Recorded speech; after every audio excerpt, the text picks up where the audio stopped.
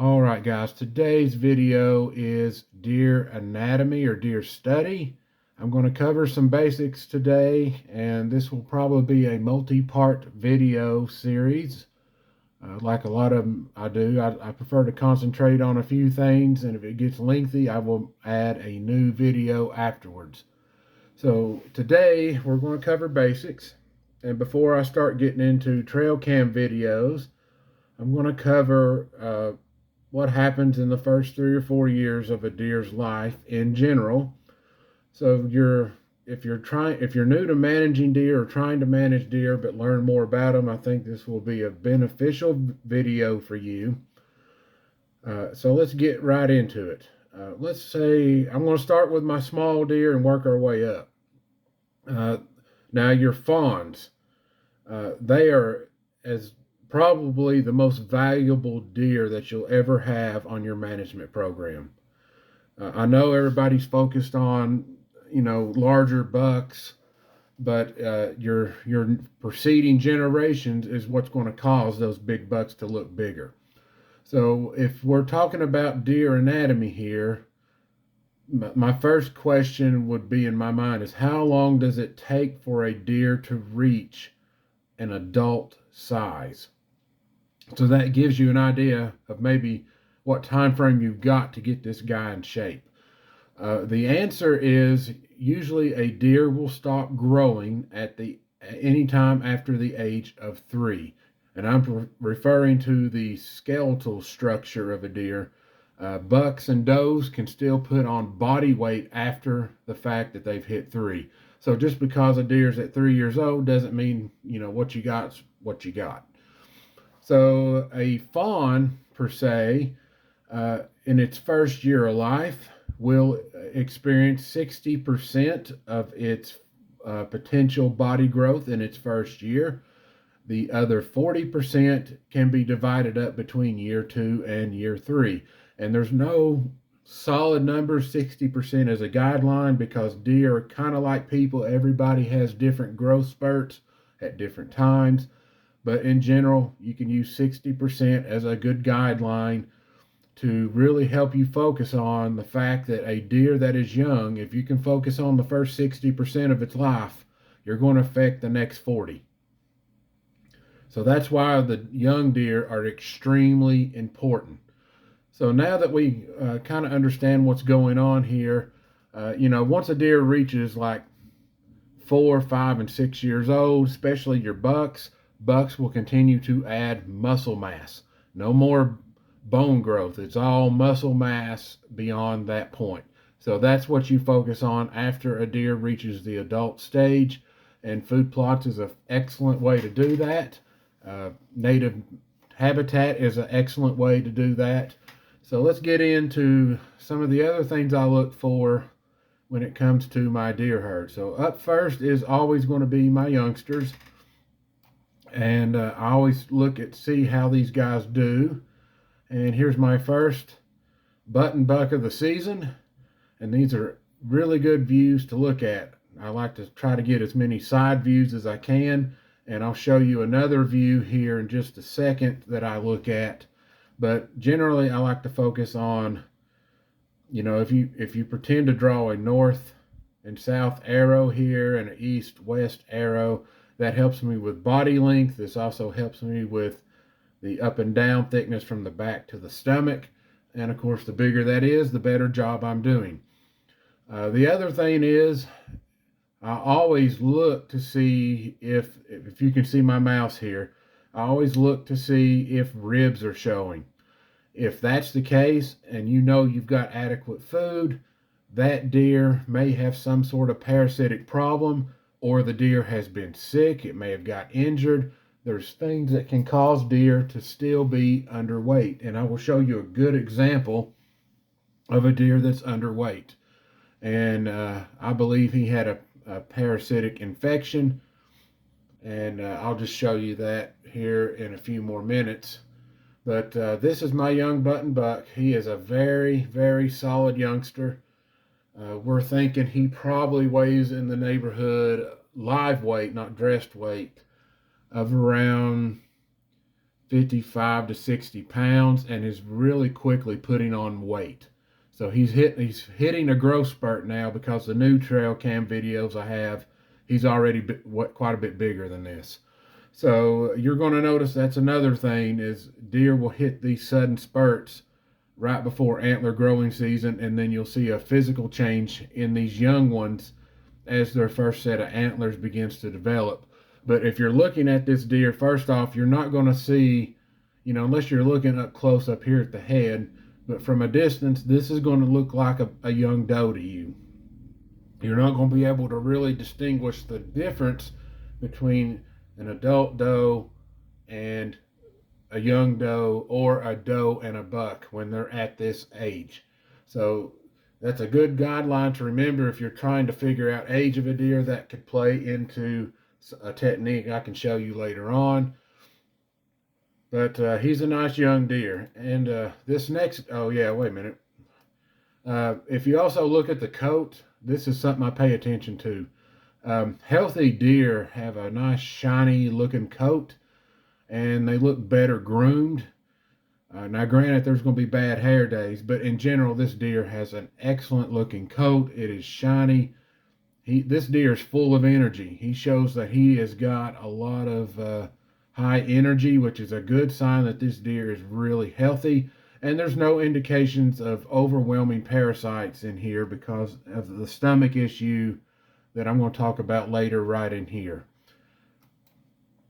All right, so there he goes, and here comes the next youngster that I picked up recently. See if you can spot a few things different with this deer, and it'll enter screen here in a second. But this deer showed up in late December and has stuck around ever since. And that's fine. I'm always welcoming any new deer that I could pull in here. So I'll stop it there. If you notice how the coat looks more ragged, this deer is also thinner. The stomach tucks away up in here more than the other deer does. However, this deer is taller than my other button buck. So it's skinnier but taller. So there's more frame that I could try to fill out for this deer. But it does need some nutrition. I mean, I'm not going to deny a deer needs nutrition ever. But there's no real bad case of ribs showing here, which this is excellent that this deer has actually been in pretty good health. It just needs to be on a more nutritional plan, and as it feeds into my supplemental feed, which it is doing now, this hair will start looking better than what it is now. So we're going to continue on. I'm going to bring up the next video. This deer, or these group of does that you're fixing to see, this is my regular core group. And I have a privilege here because I have a low deer density. I can keep up with what does produced what fawns. So the deer that you see in front of you here has a distinguishing feature. She has a high crown on her skull, and it's easy to identify her in trail cam videos. So that's how I know it's her. And we've named this doe, of course, Mom gets to name deer from time to time. So she went on this stint. This is Baby Doe, and you're going to see Baby Face. But Baby Doe is a descendant of Split Ear.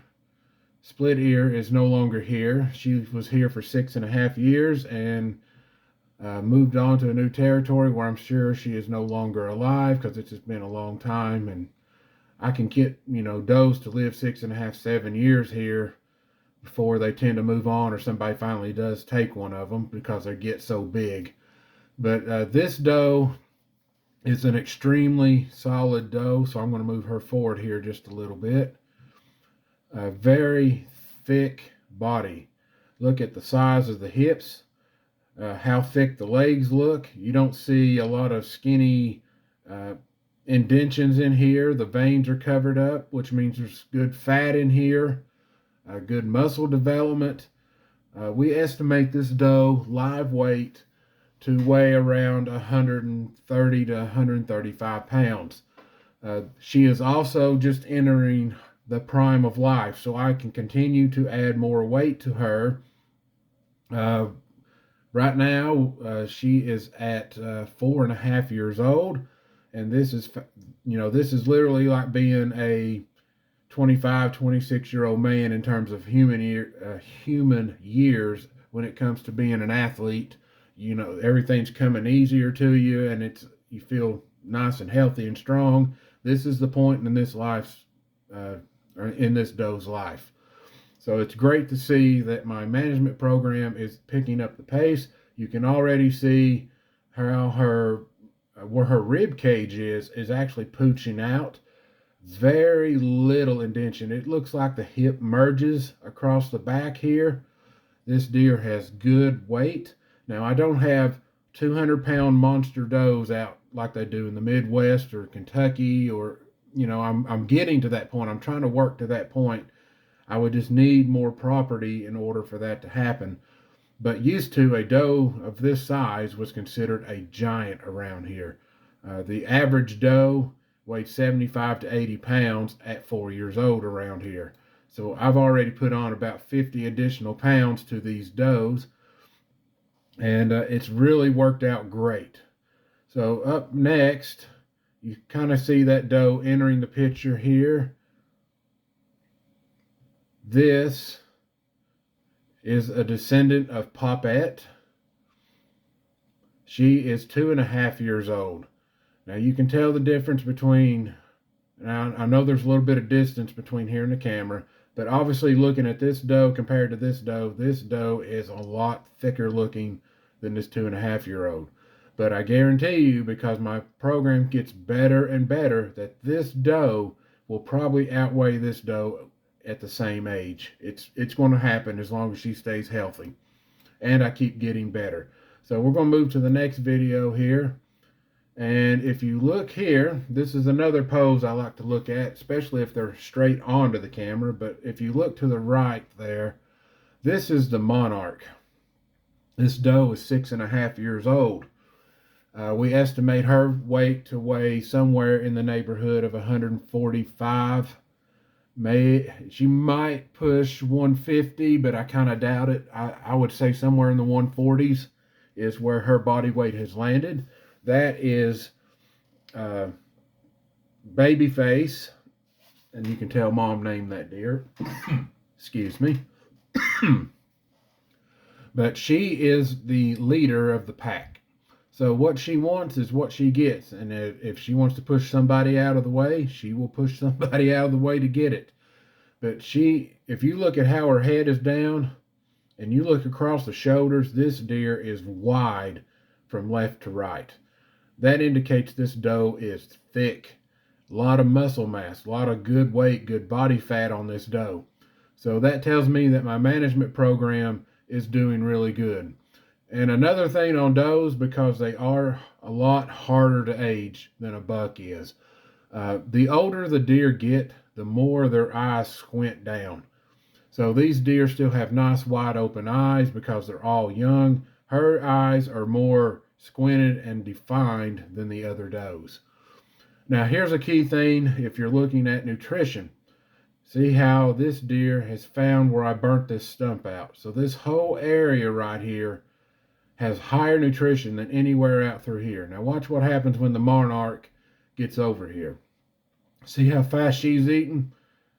Now she steps in, and now there's going to be competition for the best stuff. And then bam, it's like eat as fast as you can, and they're destroying that. They're not fighting over it, but they're trying to get the most they can before the other one eats it, because this area here is much better nutrition wise than the other spots. But see how they kind of, in the other spots, they just kind of walk and pick, but here it's just like they're staying put. That's because the nutrition level is much better in that spot from all the woody ash that I've put in the soil there.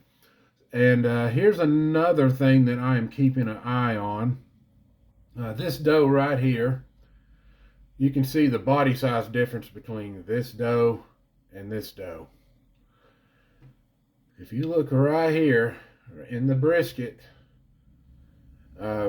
I've recently posted a short on a 6-pointer with a large lipoma. I am now beginning to believe that this deer is in the early stages of developing her own lipoma. At some point, if it does continue to grow, and it is what I think it is, this will become a very big nuisance to the deer. It's going to rub all the hair off down in here because it's going to try to press her legs apart. Bedding down will feel very uncomfortable to this deer. I've also, because of the 6-pointer, I learned a lot. It was killed by my neighbor. I was called to investigate the deer to see if it was safe to eat.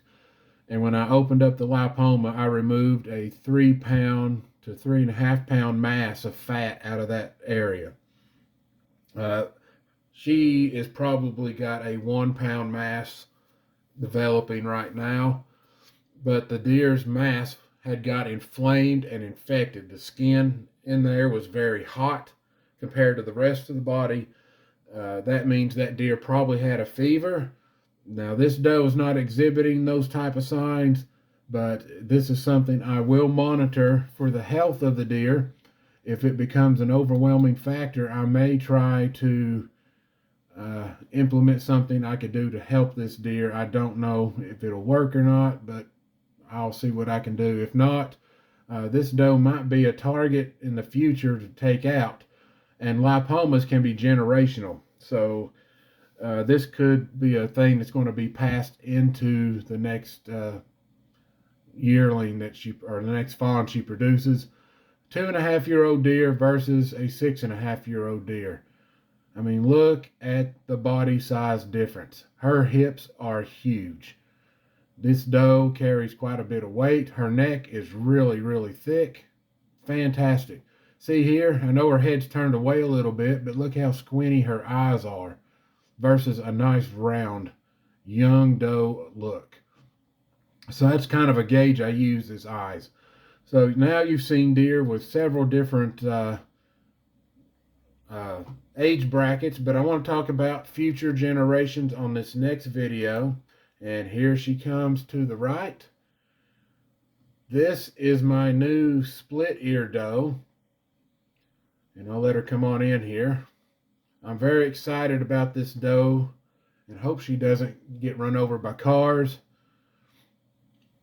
Let her come on in here a little tighter. Let me fast forward this just a little bit. Well, let's do that. All right. If you're looking at that doe, would you be willing to say she's an older doe or a younger doe? You can see her eyes a little bit better.